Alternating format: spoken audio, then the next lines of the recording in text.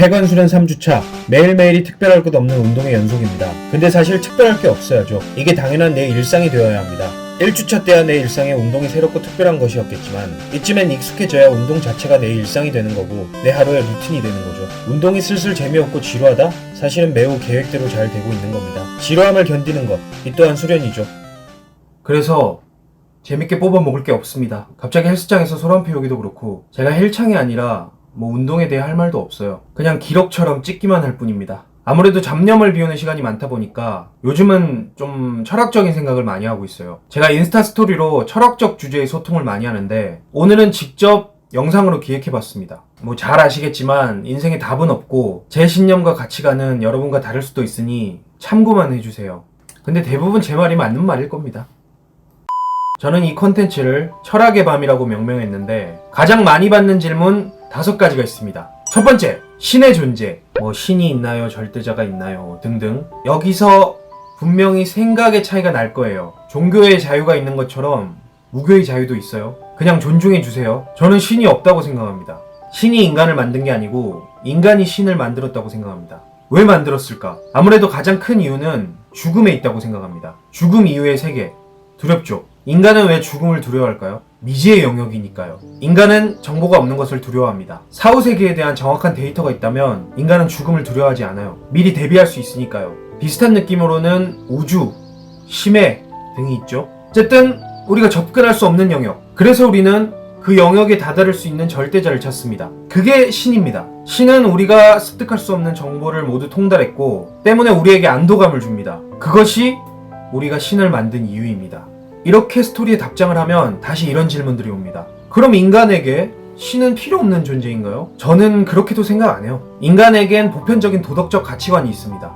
이웃에게 베풀자, 힘든 사람을 돕자, 도움을 받았으면 은혜를 갚자. 신의 존재는 이런 이타주의적인 윤리사상을 만들어서 인류의 보편적인 도덕체계를 잡아주고 사회를 더욱 윤택하게 만듭니다. 잘 생각해보세요. 날 구원해줄 절대자가 늘 나를 지켜보고 있는 삶. 비교적 절제되고 안정된 삶일 수밖에 없죠. 아무튼 저는 신이 없다고 생각합니다. 이랬는데 눈앞에 신을 만난다?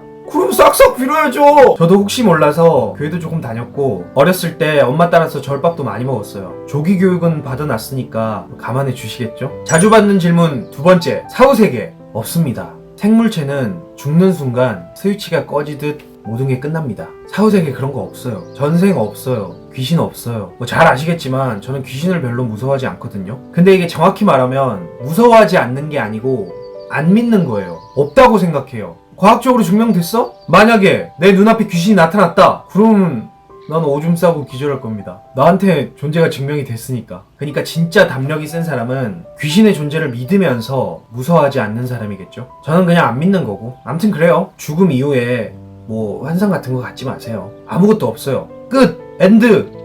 허무해도 어떡해. 우주의 이치가 그래요. 자주 받는 질문 3번째. 인간의 탄생.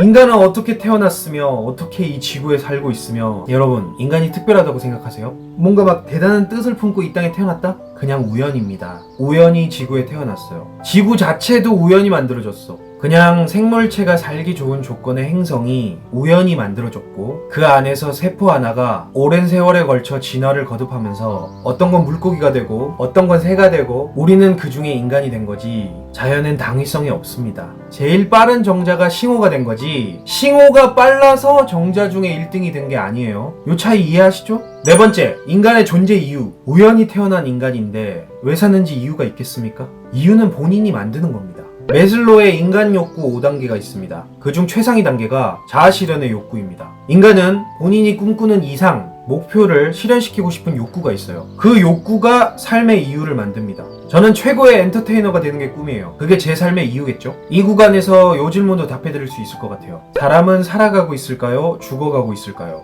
이루고 싶은 분명한 목표만 있다면 다 의미 있는 삶이니까 살아가고 있는 겁니다. 모든 꿈과 목표를 이뤘다면 그때부터는 죽어가는 겁니다. 마지막, 성선설 대 성악설. 저는 그렇게 생각해요. 선과 악은 허상이다. 절대 선도 없고 절대 악도 없습니다. 선이 뭐고 악이 뭔지 정확히 정의할 수 있습니까? 살인은 절대 악이다? 정당성이 생긴다면요? 트롤리 딜레마라고 아시죠? 모르면 찾아보시고요. 내가 한 사람을 죽여야 여러 사람을 살릴 수 있다. 그 한 사람을 죽이지 않으면 여러 사람이 죽는다. 이때 나의 의지로 저지른 살인이 선행입니까? 악행입니까? 살인을 저지르지 않겠다는 신념 때문에 여러 사람이 죽는다면 그것 또한 살인 아닙니까? 더 극단적인 상황을 예로 들어보겠습니다. 카르네아데스의 판자, 모르면 검색하시고요. 어떻게 보면 인간의 원초적인 생존 본능인데 이걸 악행으로 정의할 수 있습니까? 신이 판단해도 헷갈릴걸요? 선과 악의 메커니즘은 그렇게 1차원적이지 않습니다. 내가 선행이라고 생각했던 것이 누군가에는 악행이 될 수도 있어요. 대량 학살을 저지른 희대의 독재자가 동물보호법을 최초로 제정한 동물 애호가일 수도 있고, 평화의 상징이자 세계적으로 존경받는 독립운동가가 부인을 두고 어린아이와 잠자리를 같이 한 소아성애자일 수도 있습니다.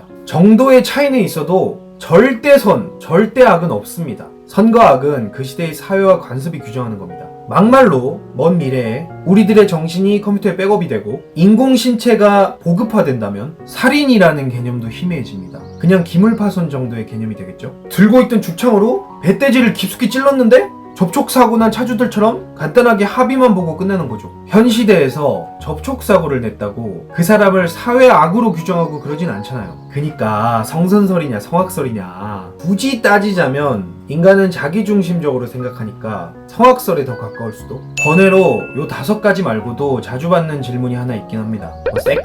섹스란 섹스하는 법. 우리 태훈이는 이걸 2번이나 적었네.